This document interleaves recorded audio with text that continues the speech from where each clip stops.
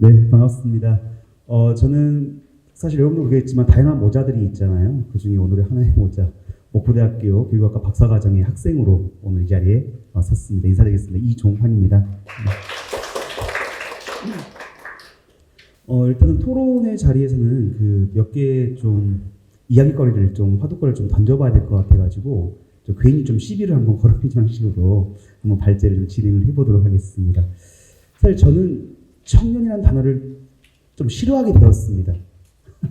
왜 그러냐면 굉장히 청년의 의미 여러분 그 대부분 많이 아시겠지만 그런 의미들 꼭 우리나라의 특성일까요? 굉장히 우리가 쓰기 좋고 굉장히 좋은 단어들을 굉장히 혐오 정서를 불러일으켜서 뭐 대결과 갈등의 뭐 그런 상징의 단어로 만들어버리는 이상한 부분이 좀 있는 것 같아가지고요. 방금 앞서 사회자님이 소개해준 것처럼 청년 맞아? 청년이라고 해서 청년의 이제 정의를 좀 찾아봤습니다. 그래서 우리는 목포 전라남도에서는요 청년의 기준이 만 18세 이상 45세 이하. 저는 만 38이니까요. 네. 근데 청년기본법에 의하면 또 19세 이상 34세 미만의 이하의 사람이라고 해서 왜 청년 나이가 이게 다르지?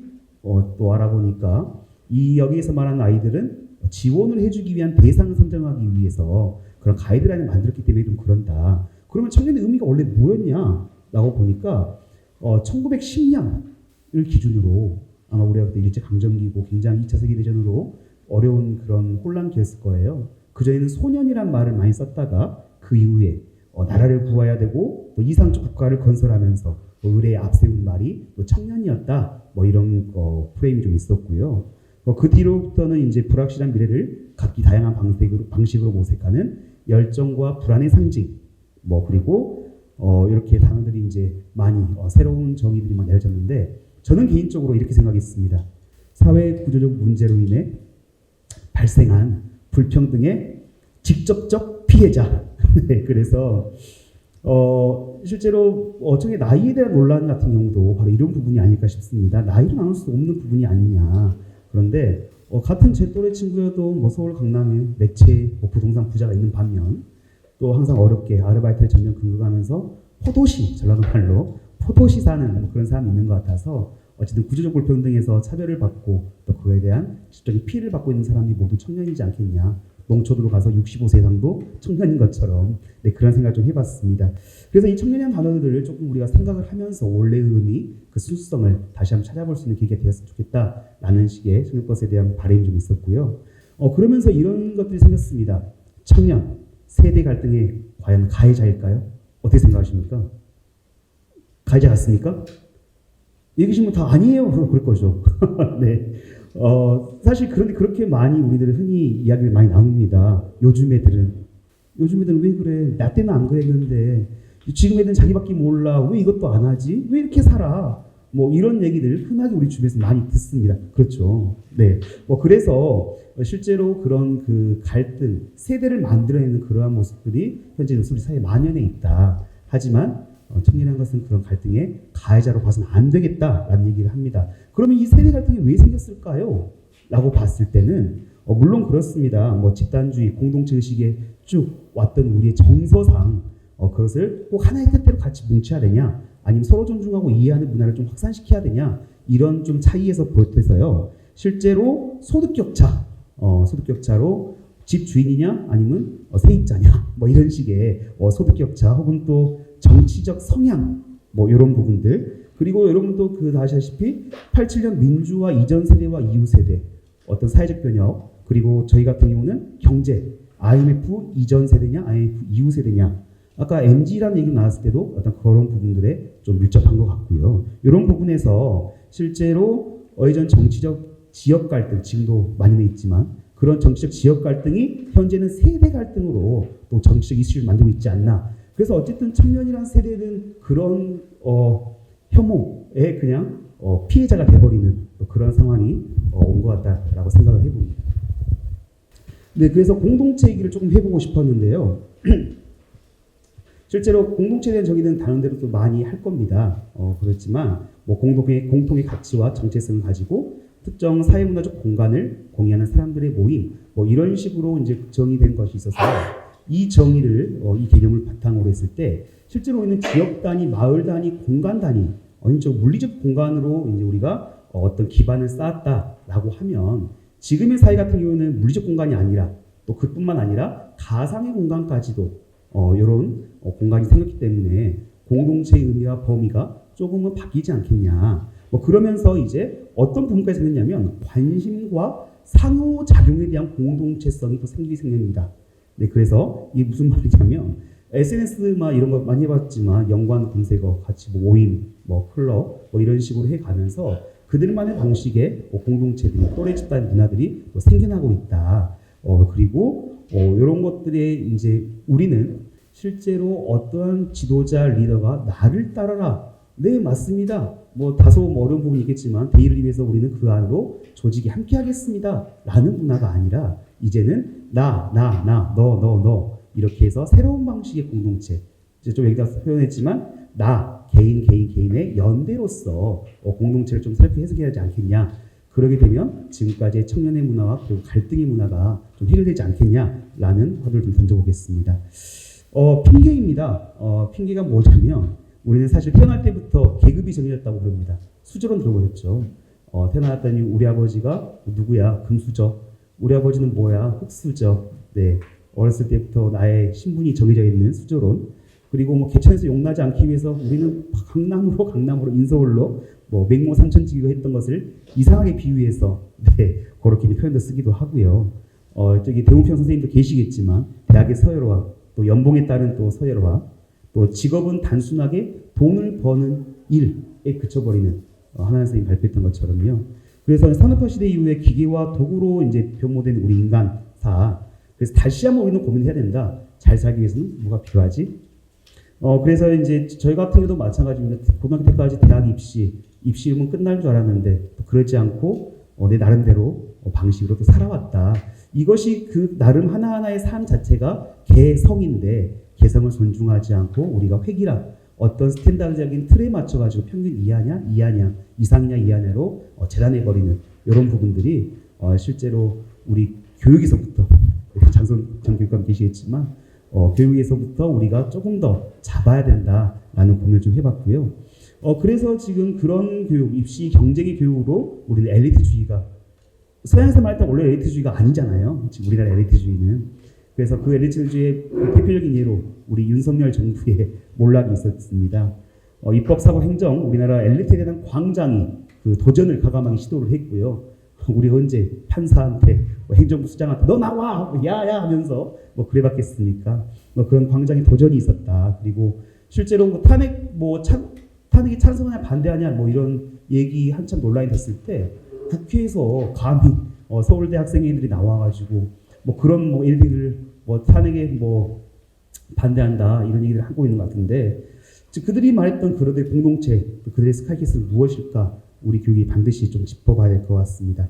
그래서 저는 저희 지도 교수님인 교육사회가 전공하신 교수님이 항상 강조했던 내용들이 있었어요. 과연 성공이 행복한 것이냐? 행복의 조건 책에서 의하면 행복이라는 것은 과연 무엇인지 혹시 여러분 아십니까? 뭐가 있으면 행복할까요? 돈? 명예? 권력? 네.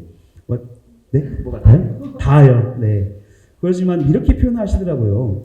돈 같은 경우는 물과 같다. 그래서 우리가 물을 마실 때 목이 마르면 물을 먹어야 하잖아요. 그래서 물을 한 컵 먹습니다. 2컵 먹습니다. 그리고 집에 물이 필요하니까 물을 몇 박스씩 쌓아 놓습니다. 그런데 어느 정도 물이 있으면 그 다음부터 물은 필요할까요? 네. 내가 먹을 수 있는 물은 많이 정해져 있기 때문에 그렇게 좀 생각을 해보자. 그러면서 행복이라는 것은 친밀하고 끈끈한 사회적 관계이지 않냐라고 얘기를 하셨습니다. 그렇죠? 네. 그러면서 이제 우리가 살아남기 위한 전략을 한번 생각해 봐야겠다. 그것이 바로 현재는 우리 세대들, 청년 세대들은 관계 다이어트를 하고 있습니다. 불필요한 것들을 막 떨어져 내고 있죠. 그러면서 혼밥, 혼술, 혼연, 무슨 말인지 아세요? 혼자 영화 보기, 그리고 홍코노, 혼자 코인 노래방 가서 노래 부르기, 그리고 요즘 유행하는 나는 솔로 이런 얘기를 하면서 관계 다이어트를 하고요. 또 다수의 오름이 마치 정의로운 게 되는 것처럼 이렇게 비춰지는 이 사회 속에서 다행히 우리는 그러면 나는 가만히 있으면 내가 책임지지 않아도 되겠구나 라고 슬쩍 빠져버리는, 그리고 이익과 손해, 나에게 어떤 직접적인 이익이 있을까를 생각해버리는 그렇게 살아남기 위해서 이런 방식을 쓰고 있다라고 저는 좀 해석을 했습니다. 그래서 이제 극단적으로 좀 변하고 있는데요. 제도를 적극적으로 활용하는 청년, 그러니까 지원 사업이든 장학금이든 학교의 학점이든 또 무슨 선배들 잘 따라서 밥을 얻어먹든 이런 그 제도적인 그 활용을 적극적으로 하는 학생과 니트란 말 들어보셨나요? NEET, 니트란 건데 이 같은 교육 활동도 하지 않고 어떤 트레이닝도 하지 않고 직업도 찾으려고 하지 않는, 그냥 말 그대로 제도권 밖에서 사라져 버리는 이런 니트에 대한 청년들이 굉장히 많이 극단적으로 갈려버리고 있다는 거죠. 그 역시도 마치 그분 사람들이 개인이 살아남기 위한 전략으로 사용하고 있다라고 그렇습니다. 하지만 이번 광장에서는 조금은 다른, 조금은 또 그런 것들이 조금 더 적극적으로 표현이 됐죠. 연대를 통한 새로운 공동체, 그리고 다시 한번 우리는 확인했습니다. 광장의 힘을요. 네, 그래서 아무튼 이렇게 해서 우리 청년들 앞에서 발제했던 두 분의 이야기와 같이 제가 똑같은 얘기를 다시 해보면 그럴 수 있겠지만요. 아무튼 청년은 새로운 방식의 공동체 속에서 갈등의 그런 대상자가 아니고 또 세대 갈등의 표현, 그게 아니라 우리는 언제든 연대를 준비하고 각자의 방식대로 열심히 살아가고 있는 그러한 사람들이다라고 이해했으면 좋겠습니다. 이상입니다. 네, 맞습니다. 온전한 나, 사실 너무 어려운 질문이죠. 나를 알아? 너를 아니? 나는 누구야? 나는 어디서 왔을까? 그렇게 하나씩 질문을 던지다 보면 실제로는 또 철학에서 말하는 아무것도 없는 것이 또 돼버릴 수가 있을 것 같습니다. 근데 가장 저는 여기 나들이 연대에서 기본적인 그 상황은 개인의 집중보다는 어쨌든 우리가 서로를 인정하고 존중해주자, 혹은 또 겸손한 마음으로 상대를 스스로 하나로의 객체로서, 존재로서, 주권자로서 봐주자라는 오롯이 그 개개인을 하나로 봐주는 그런 모습에서 시작이 된다고 생각을 했습니다. 그래서 여기서 말하는 나는 개개인 하나하나가 소속된 집단의 하나의 일부분이 아닌 나 스스로가 내 이야기를 하고 내가 주인으로 쓸 수 있고 나를 바라볼 수 있는 그러한 모습에서부터 우리가 공동체성을 이야기해야지, 그냥 무조건 너는 왜 공동체성이 없어? 왜 이것도 배려 안 해? 왜 이것도 존중하지 않아? 그 속에 담긴 상대를 깔보는, 상대를 무시하는 이런 격차들을 조금씩 줄여나가는 방식이 또 공동체의 기본 원리가 아니겠는가라는 차원의 생각을 좀 담아봤습니다. 네. 맞아요. 그 다 말았으면 우리가 이렇게 이런 사회에 안 살았겠죠. 나보다 강한 적을 상대하려면 그냥 질 수밖에 없는 그런 상황 뻔히 안다고 하면 혹시라도 이겨보지 않을까라고 생각했을 때 우리는 어쩔 수 없이 뭉쳐야 되고 모여야 되고 힘을 만들어야 하지 않겠습니까? 이것이 이제 연대의 기본 원리라고 이제 책에서는 이제 얘기를 하고 있는데, 실제로 우리는 이번 광장에서 적이 누군가를 분명하게 했었습니다. 실제로 지금까지 우리 입시교육이라든가 이 틀 안의 구조 속에서는 옆에 사람들이 적이었어요. 이 친구보다 내가 돈을 많이 벌어야 되고, 이 친구보다 내가 이겨야, 공부를 열심히 해야, 혹은 또 아까 서울대로 말하는 그런 것들을 해야만 이길 수 있는 그런 사회에서 적이 옆에 사람이 아니라 어쨌든 간에 이 모순적인 사회구조 문제, 경제중심적인 사회를 어떻게 하면 우리가 다시 한번 인간중심 사회 혹은 또 교육중심 사회로 만들어 볼 것인가에 대한 고민들이 이번 광장에서 분명하게 드러냈기 때문에 지금 불안할 수도 있을 것 같습니다. 광장이 마치 탄핵 이후로 다시 꺼지면 어떨까, 이제 또 이렇게 모인 힘 다 어떻게 우리가 또 어떻게 써먹어야 되는데, 혹은 또 이것을 가지고 정치개혁, 사회개혁으로 빨리 가야 되는데 라는 그런 조바심도 있겠지만 저희는 알고 있습니다. 지난 박근혜 촛불 때도 그랬습니다. 몇백 명만 명이 나오니까 정부 권력이 바뀌네. 그리고 생각보다 진보라고 말하는, 민주라고 말하는 정권이 이양되었었고요. 이번에서도 사실 조금 우리를 좀 서로서로 믿고 신뢰하고 의지하면 좋겠습니다. 그 정도의 연대가 필요할 것 같습니다. 괜히 불안해하지 말고, 이 세력 우리는 적을 분명하게 했다. 그러면 그 적이 누군가를 우리는 이제 알 것이다. 그 적을 조금 더 분명하게 내란 세력 착결부터 시작해서 하다 보면 자연스레 정치도 선거도 사회문화도 바뀌지 않을까. 그런데 연대를 어떤 식으로 특정하게 정의를 하고 혹은 또 정치적으로 어떤 정당으로 표현되거나 어떠한 세력화로 표현되기보다는 그냥 그 자체로 우리 국민 스스로를 존중하고 믿는 것 자체가 연대의 시작이라고 생각합니다. 네, 이상입니다.